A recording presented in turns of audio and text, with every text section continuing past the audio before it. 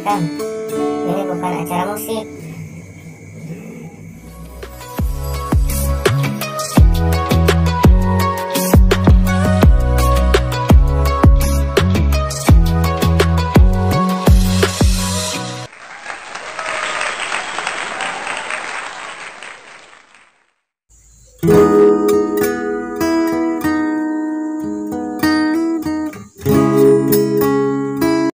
Expire ini, pengecekan kode expire ini harusnya dilakukan rutin minimal 1 bulan sekali, terutama pada produk-produk food, pada produk-produk makanan. Dan perlu teman-teman ketahui juga bahwa semua barang, baik itu produk food ataupun non food, itu ada masa expire-nya, ada masa layak pakainya, ada masa layak konsumsi. Cuman yang membedakan untuk produk non food, masa expire-nya memang lebih lama.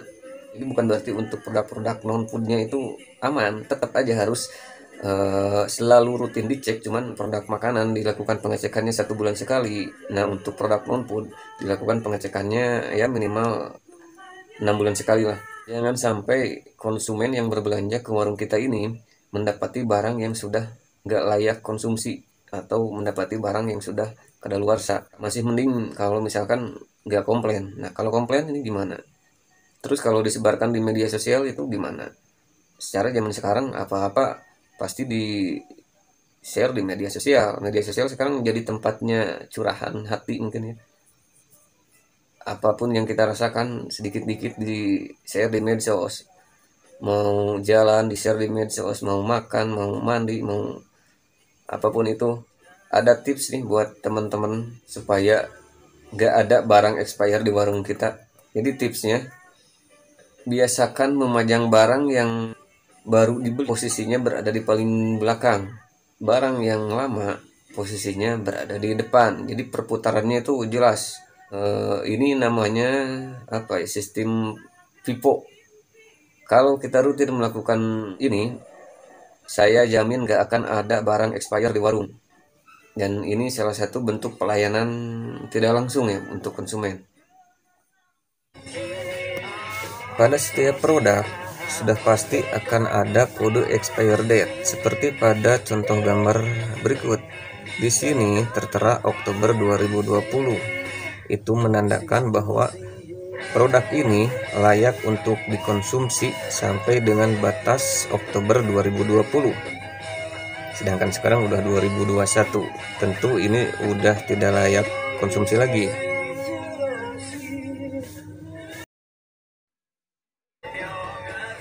Untuk para konsumen juga ini harus tahu. Jadi sebelum kita membeli suatu produk, kita cek dulu kode expirednya, apakah ini masih layak untuk dikonsumsi atau sudah melewati batas kadaluarsa. Nah, seperti pada produk minuman yang satu ini. Kode expirednya 18/09/2021. Jadi ini masih layak untuk dikonsumsi. Lanjut lagi misalkan ke produk apa ini, tolak angin. Di depan nggak ada, di belakang kemasan. Nah, terlihat expired date Oktober 2022. Jadi ini masa kadaluarsanya sampai 2022. Ini minuman yang lagi populer, Milku, bukan Milkmu. Ada di tutup botolnya, di situ tercantum sampai 2021. Oke, masih aman. Lanjut lagi ke produk-produk non-food. Nah, kalau produk non-food biasanya lebih panjang masa expirednya. Ini tercantum bulan 5 2022. Satu lagi di bagian sama pinggirnya expire sampai sama bulan 5 2023. Seperti itu teman-teman.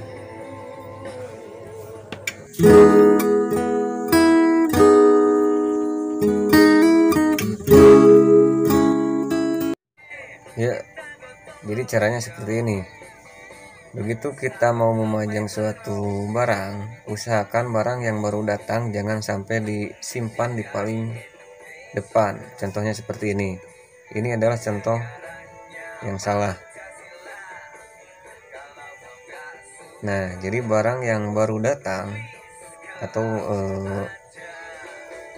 baru kita beli, posisi penyimpanan atau pemajangannya harus berada di bagian paling belakang, di paling ujung. Ini yang dinamakan dengan sistem FIFO. Anak-anak Indomaret tentunya udah pada paham lah. Sip.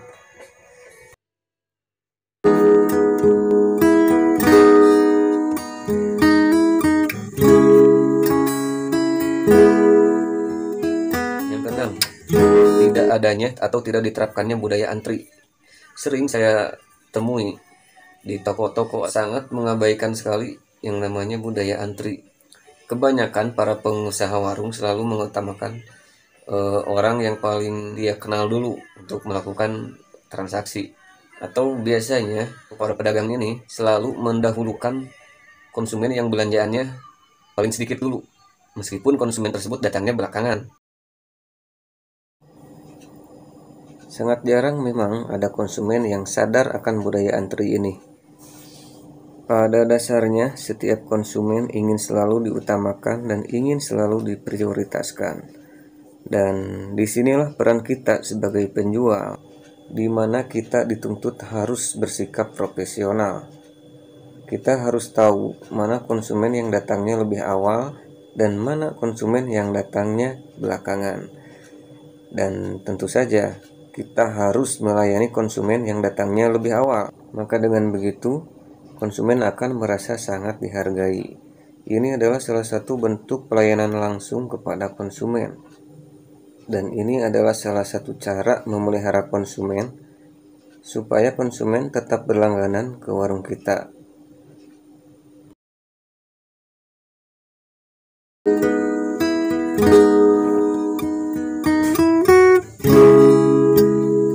Kebiasaan uang kembalian menggunakan permen. Ini jelas-jelas nggak boleh, karena selain nggak boleh juga memang ada aturannya, ada undang-undangnya bahwa setiap konsumen berhak mendapatkan uang kembalian dengan mata uang rupiah, bukan dengan permen. Mulai sekarang kebiasaan itu harus diberhentikan. Jangan sampai kebiasaan ini terus berlanjut dan akhirnya konsumen akan merasa malas untuk belanja ke tempat kita. Sebelum kita buka warung itu, uang kembalian itu harus dipersiapkan. Jadi nggak ada lagi uang kembalian digantikan dengan permen. Masih adakah di sini yang uang kembaliannya menggunakan permen? Kalau untuk di warung, saya rasa sangat jarang sekali menggunakan permen untuk uang kembalian. Ini terjadi biasanya di minimarket, terutama minimarket lokal. Secara sistem harga yang digunakan di minimarket jelas berbeda dengan harga-harga yang ada di warung. Di minimarket sering kita lihat harga-harga yang ganjil, seperti 1.900, 2.650, 2.800, 5.850 dan lain sebagainya. Lain halnya dengan harga-harga yang ada di warung. Kalau untuk warung biasanya lebih ke pembulatan. Makanya kalau di warung sangat jarang uang kembaliannya itu menggunakan permen. Berbeda dengan di minimarket, harga pada setiap produknya itu sangat jarang sekali adanya pembulatan. Contoh, di minimarket lokal saya membeli satu piece minuman teh sebutlah teh pucuk ukuran 350 ml. Saya lihat harga di prestignya itu senilai 3.700. Saya bayar ke kasir, kemudian saya lihat ternyata memang oke lah, sama antara prestige dengan harga yang tertera di komputer. Karena tidak jarang harga yang ada di prestige ternyata berbeda dengan harga yang di komputer. Masih mending kalau misalkan begitu di scan muncul harga lebih murah daripada di prestige. Nah, kalau lebih mahal kan mengecewakan juga. Lalu 3.700 itu saya bayar dengan uang 5.000. Kemudian si kasir ngasih uang kembalian Rp1.000 plus 1 piece permen, plus 1 buah permen. Maksudnya permen itu pengganti uang yang 300-nya. Nah, inilah yang nggak diperbolehkan. Sekali lagi saya sampaikan di awal tadi, permen bukanlah alat tukar yang sah. Permen bukanlah mata uang di negara kita. Jadi tidak diperbolehkan memberi uang kembalian dengan permen. Nah, sampai sini paham lah ya. Jadi selain akan mendapatkan sanksi dan denda, konsumen pun akan merasa tidak puas dengan pelayanan ini. Rugi 2 kali kita. Maka saya sarankan, sudahlah, stop memberikan uang kembalian diganti dengan permen. Oke.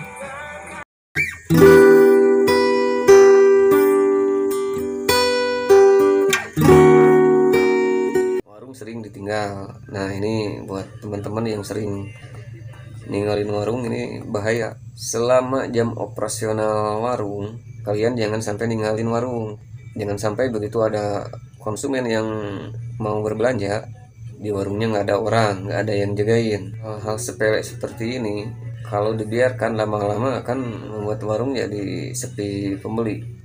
Selama masih dalam jam operasional warung, selama warungnya masih buka, kita harus selalu siap dan standby jagain warung untuk melayani konsumen. Saya sarankan juga mengelola warung ini harus ada rekan, harus ada partner. Dan partner yang pas menurut saya ini adalah suami atau istri. Jadi ketika kita mau ada keperluan atau kita mau makan dulu, kita mau berbelanja dulu dan lain sebagainya, warung tetap ada yang nungguin melayani konsumen.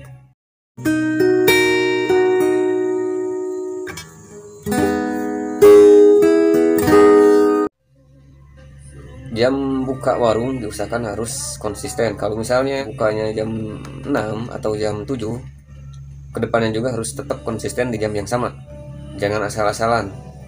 Jangan sekarang buka jam 6, besoknya buka jam 8, besoknya buka jam 9 atau bahkan jam 10. Jadi usahakan jadwal buka warungnya itu harus selalu di jam yang sama, konsisten di waktu yang sama. Kalau perlu teman-teman pasang sejenis, ada semacam tulisan yang memberitahu konsumen bahwa warung ini buka mulai jam 7 sampai jam 9 malam, seperti itu. Nah, jadi konsumen pun akan tahu kapan jadwalnya harus berbelanja ke warung kita.